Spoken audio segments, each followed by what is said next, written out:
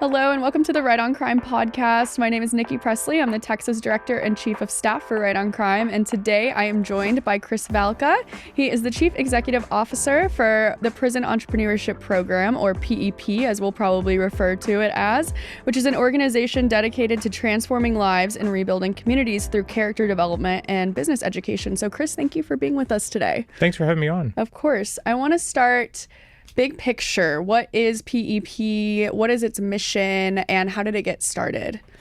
So PEP is a 21-year-old organization that started by a desire to bring business executives inside prison to teach business to those that were incarcerated, recognizing that both parties had something to learn from the other. And that's a really important part, because even today, what you will hear is, yes, entrepreneurship is a focus of what we do, but it's a lot about character. And then two, the volunteers would say they often get more out of it than the participants do. And so it is the bringing about of a community through business education and entrepreneurship, even if they never become an entrepreneur themselves. That's amazing. So tell me more detail about what is the program? I think it's 3 phases, correct? And so how does it actually work? So there are 3 phases in prison, 1 phase that continues outside of prison, and then 2 optional pieces outside of that have evolved over the years. So the 3-phase in-prison program, and we begin working with them within 3 years of release. So TECJ requires that they be able to be transferred to one of the units where we're working in. They have, good behavior for at least a year, and that they're within 3 years of release. And so the first phase of our program, though, is actually now on the tablet, and we'll probably talk about that later. But we're now on the tablet, and that's called Leadership Academy. And that really is a character development program designed to help people transform their thinking from what we call backward thinking to forward thinking. And then the second phase is our real core program in person. It's a 16-week program of entrepreneurship, and they get a certificate of completion from Baylor University when they finish. And it looks like Shark Tank inside prison. We have a business plan competition. We have executives go in, and it's a kind of 3 big events that are scattered throughout the 16-week program, in which they are intensively learning about business and what does it mean to be an entrepreneur. And then when they graduate from the BPC, or from the in-prison core program, they go on to be servant leaders, and they help facilitate the program for the next class behind them until they're released. When they get out, then we have a 12-week re-entry program, and we have transition houses, and life caddies is the name that we call our case managers, that really help them make sure that they're taken care of and meeting all the things that they need to do when they get out. Once they graduate from that program, they're really done, unless they have that idea of entrepreneurship that they really want to pursue. So that's through a program called the Collider, and the Collider is basically an incubator and accelerator. We have one in Houston, we have one in Dallas, but the idea is that if you're interested in really pursuing that entrepreneurial idea that you had in prison, then we want to be able to help you bring that to life. And should you then bring that to life through coaching and mentoring, then we actually also have a wholly owned subsidiary, CDFI, a Community Development Financial Institution, that's called Entree Capital. And we provide the lending capital that they need should they want to actually launch the business. Okay, that's awesome. I know an executive that went into the prison and did the Shark Tank experience, and he said it was amazing. So I definitely recommend that to anyone watching. We have a lot of fun. So we have 10 driving values, and one of those driving values is fun.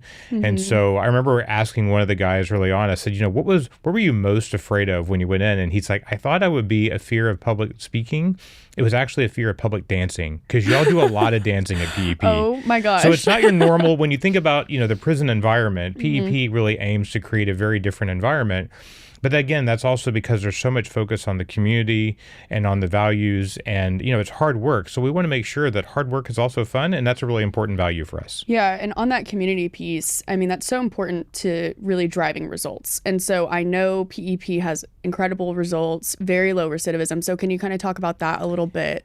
Yeah, I think one of the reasons I came to PEP was because I wanted to be a part of an organization that had so many great successes.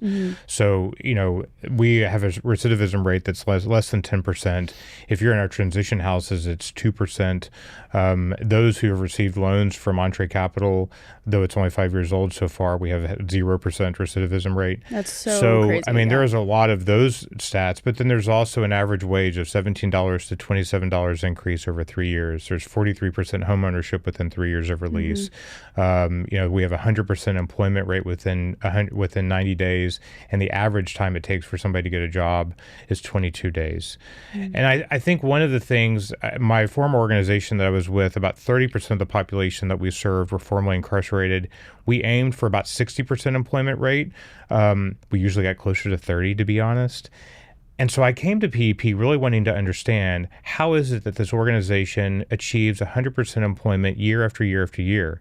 And the answer that I found was, and it was a humbling answer, because I was always under the mind that if you got somebody a job, that would lead to transformation. But it turns out the job is actually the means to a more important end.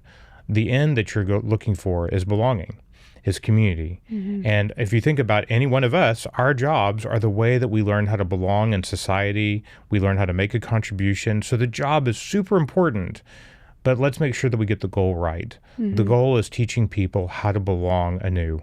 And I think so many of the reentry programs, so many of the prison programs, we don't make that connection. And I'm really hoping that we begin to make that connection to, what does it mean for you to belong? And if you've had a stigma, or you believe that you have a stigma when you enter society, if you're not sure about the contribution you can make, then I don't know how successful you're going to be. And so one of the conversations we have with the guys inside prison is that, we want you to understand that you have a contribution. And that servant leadership piece that we brought in, and servant leadership is a component of PEP that happened not that long ago. But one of the things that I see in it is that when you teach people how to be able to serve the folks that are behind them, you're actually teaching them through experience how to make a contribution, how to pay it forward, and how to belong. And so we solidify. I mean, I say that there's character formation followed by business education, followed by servant leadership integration. And the integration of learned skills with your experience is really where the magic is at. And then I'll tell you the last piece about PEP that kind of brings all this together. There are very few programs that I have found where the work that we do begins inside and then continues on the outside with the same people. So just the other day, actually, last week, one of the guys that I know inside, he got released. He got picked up at the gates by our life caddy. He had his meal and he came to our office, still in white. And he was so grateful to see me. And I went home and I was telling my wife, I said, I can't imagine how important it would be for somebody who just gets out to be able to get out and see a familiar face knows you for who you are today, not for what you did back then, not for who you were back then. And the continuity, and we hear from our participants that one of the reasons they invest and work so hard at PEP is because they know that the same volunteers that are seeing them on the inside are the same volunteers that will be working with them to be successful on the outside. And so the community is a continuous community inside and outside prison. And that, in addition to all the programming, is really what sets PEP apart. Yeah, that's awesome. It's like that continuity of care and that sense of community. It is. And I will say, for reference too, in Texas, the recidivism rate for those exiting prison is about 20%. So when I hear a 0% recidivism rate, like, it's almost impossible to believe, it's incredible. And so what would you say to cynics? Like, if somebody just really didn't believe that people can transform their lives and become meaningful contributors to our society after they are exiting prison, what would you say to cynics? Well, so I'll give you a data answer and then I'll give you a personal answer. So the data answer is, a few years ago, PEP actually there was an administrative issue that prevented our folks who were accepted into the program from actually participating in the program. And it created a baseline for us without us intending to have one, because it said that we're not just pulling the cream of the crop. All of these people were invited, and only the ones that actually participated had the lower recidivism rate. So it was a analytical answer to the cynic's question about, well, are you only pulling the cream from the crop and only accepting those that are really going to be successful anyway, whether you are working with them or not? And the answer is we can see the measurable difference in our data. The more personal answer that I will give you is we either believe in, and from a faith, I'm a person of faith, in a resurrection or not. We either believe in redemption or not. And if we believe that second chances are possible, then we simply believe that they are, and we act accordingly. And so I think, when I meet the folks that I have met, and this is what our volunteers would often say, we, at the very beginning of our class, we bring people to a line and we start talking about, what we have in common. And the reality is that in many cases, there are some cases where the movies and the stereotypes are real, but for a lot of the guys, they got caught and I didn't, doing the same thing. And that's a sobering reality that I face every time I go into prison, and I think about how similar we are, and just got lucky, and one didn't. And so, do we believe that these are bad people? I don't. And I tell people that the folks that I see and meet through PEP, many of them I would trust to watch my own kids. These folks are working hard, and yes, they made a mistake, but we make a mistake. Do we allow for them to recover from it? And I was talking with a group of business executives not that long ago about second chance hiring practices. And I was talking to them about the cultural reality that is the formerly incarcerated population, because I think when you first hear about those who have a criminal background, you ask the question: is this person going to be a liability? Are they going to be a problem? That's a big question. Yes. And I think my challenge to employers and to all of us as society is to start to see what they bring not as a potential problem, but as a different cultural reality that can be added to our collective, and perhaps we can actually learn something from. For any of us that spent time in prisons, it has its own culture. You learn something there. And if the purpose of prison is restoration, which I'm hoping it is, then we have to recognize that there is a cultural reality that is brought to our collective that's really important for us, I think, in society right now. When I talk with employers, they will often say entitlements is a problem. Taking things for granted is a problem. They're so frustrated. Like, well, what happens if you take somebody who's lost everything and you give them an opportunity? Many of the staff I work with are formerly incarcerated, and I can tell you that I've never found more loyalty, more dedication, more adherence to a mission than the group I work with right now. And the reality, and that is because they've been given a second chance, and they know it, and they're not going to waste it. And they're extremely grateful for that opportunity and extremely loyal, and they want to make sure that people see them for more than what they did, but for who they are today. And I think so. I think thinking about those who've been incarcerated as bringing a cultural significance to our communities is a helpful mindset, because we do so many things for other people of other cultures, but yet this is one where we say, nope. And my challenge is we need to say, yeah, actually, let's find a way to make this work. And I think it takes us as individuals, because, when I talk about recidivism and stuff, it's easy to get caught up in sort of just like the data point, the number. Right. But reducing recidivism means oftentimes like limiting victims, like eliminating the victims that would have been harmed if if that individual was not invested in and transformed behind bars. Right. And it takes us to invest in them, and we have to really consider the fact that investing in them means reducing crime.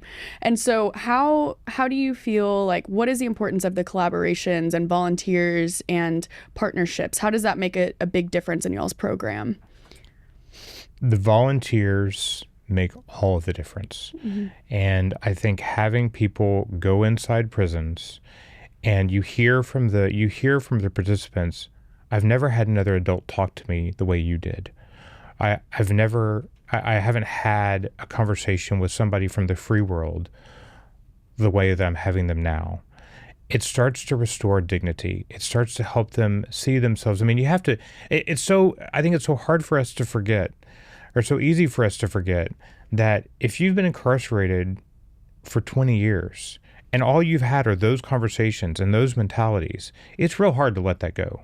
Like, there's deprogramming that has to happen. And so volunteers going in within 3 years of release starts to deprogram the necessary learnings that you have to do to survive prison. because it's survival. And I hear one of the things I was talking to them about, talking to our guys about the other day, was that trust cannot be transactional on the outside, but I get that it is on the inside. And, you think about all the things that you would have to do in order to survive. And then having volunteers go in there and be present to them in a way that we expect them to live out here. Without that, I don't know how easily you could make that transition, because it's a real transition.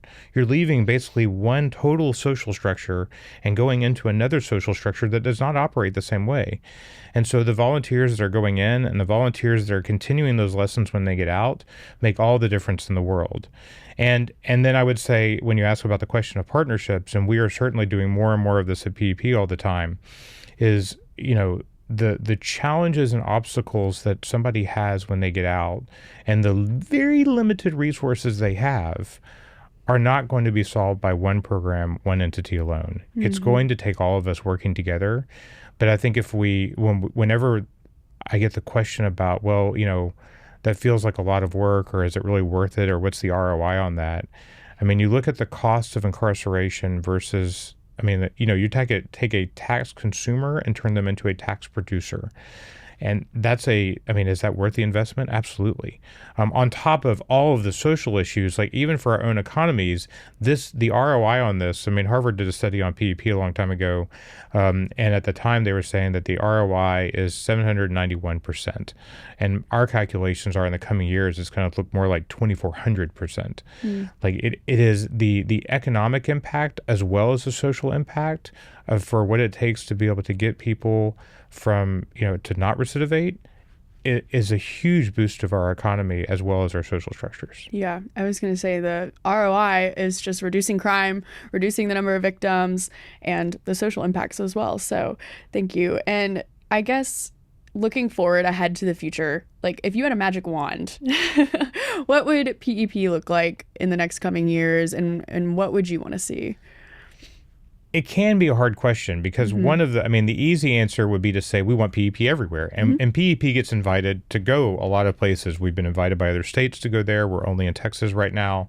We're being asked, through TDCJ to expand our presence in Texas prisons, which is a wonderful opportunity. That's awesome. And we're wanting to do more of that.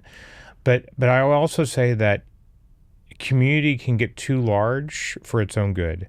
And so I think the question that I'm really wrestling with is, how do we maintain the potency of a community at the right kind of scale and have still the right kind of impact? And so, does that look more like pockets of communities, networks of communities, or franchising of communities?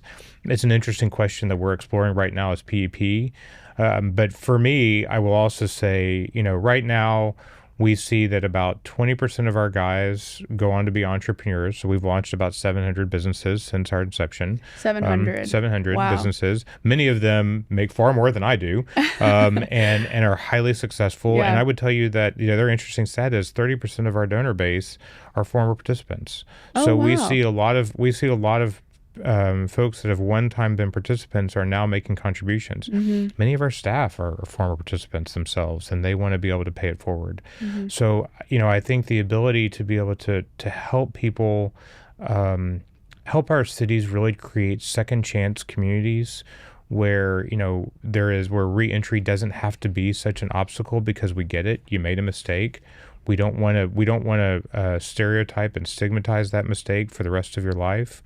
That's something that is going to take a while in any one of the places where we're at to actually achieve. But that's a goal. That's a real goal. And I think, at a minimum, PEP is a model for other states to observe and maybe implement their own version of. I kind of say, like, we do things the Texas way here, and so sometimes we do things a little bit differently, but I think it's a great model for maybe other organizations or other states to try to follow. In Houston, there was recently a first ever summit on economic mobility that was hosted, and I was privileged to be one of the attendees there. And I wrote to a few of the conveners, and I said, what if I told you that some of the things you're looking to solve have lessons to be learned from prison? And, so we were talking about one of the indicators of economic mobility was the ability to come into contact with people who have different socioeconomic classes than yourselves, and the importance of mentorship. And I don't know many organizations actually that have done such a good job at cultivating mentors as PEP has done. And so I think, for any other organization, for any other state to be able to see, how do you really create a community of mentorship is something that we can teach. I think that, the emphasis of entrepreneurship, not necessarily because everybody's going to be an entrepreneur, but because, as we tell the guys inside, look, if you're going to be an entrepreneur, it's not about selling a product or a service. It's about selling yourself. You have to know your story and be comfortable telling your story. And I can't tell you how many times I've been at job fairs where people, who are, recently released, and then you start to ask, well, why are you interested in working here? And they give you their life story, and I'm like, stop talking. It's way too much. Telling your story, owning your story, and saying, yeah, I made a mistake. It's on my record, but here's how I can contribute. And really putting that emphasis on, how do we teach the skills that are necessary for human belonging? It isn't just about, job training. It isn't just about job creation. It isn't simply about, eliminating eliminating recidivism. It's about how do we create a community where people have a chance to make a contribution regardless of their past. And that is a lesson that applies not just for the incarcerated, but actually for everybody. I think the idea of, focusing on character, you hear employers and schools all the time talk about how if you give me a good person, I can teach them the skills they need to perform a job. PEP has found a way to teach character. And, to teach character where it's not necessarily dependent on particular religious beliefs or any other kind of beliefs. It actually is looking at, what are the components of character and how do we have transformation occur, a mental transformation occur. I think that's a lesson that can be learned. And I think putting an emphasis on, PEP, when it started, we actually didn't talk about character in the beginning in our founding. It was just business. And actually our recidivism rate was closer to like 60%. So it wasn't until we started really talking about character and started doing some of the things where we reinforced those lessons that we started seeing the recidivism rate drop so much. That's very interesting. Also, I'll say, you heard it here first, Chris has offered to teach other people how to do this in your states. Well, I'll just give you a moment for any last words, what you want people to really take home about PEP. I think my humility is often that I am asked to speak and give voice to an experience that is not my own. And, Prison Entrepreneurship Program has been doing this for 21 years and bringing people together that have collectively found a voice about what it means to really create a second chance and to create meaningful community. And I am extremely grateful for the opportunity to be a voice for those who've been incarcerated, and to be able to say to other people, like, they deserve a chance. I've made my mistakes. They've made their mistakes. We're not that different. And I think, so many times when I go into prisons, what you see are, you do question, like, are we really aiming to restore, recognizing that there was first goodness in that person, and they never really had a shot. They didn't have the same shot that I had. I was raised in a different way, and I listened to their stories, and I'm thinking, if I would have been raised the way that they were, I don't know that my life would look any different than theirs does now. And I think really being able to give people an opportunity and say, we have more work to do in restoring people, recognizing that they were originally good, not bad, and that they have something to offer should we give them a chance. Perhaps even, and we see this, the proof is in PEP, perhaps even more meaningful of a contribution than I can make, than you can make, if given a chance. And so I'm grateful for the opportunity to share the story of PEP, to share the story of our participants and our volunteers who have made such a huge contribution, and for their families that have also journeyed alongside of them. who are often the forgotten folks in this saga that is their lives. So I thank you for that, and wish you all the best in your work as well. Yes, thank you for joining us. I think my takeaway is how much of an impact PEP is having on not just the individual, but the family, the community, our society as a whole. So I appreciate your work. I love what y'all are doing. I think it's amazing and it's having great results. So thank you for being here today. And thank you all for tuning in. You can get more information at rightoncrime.com.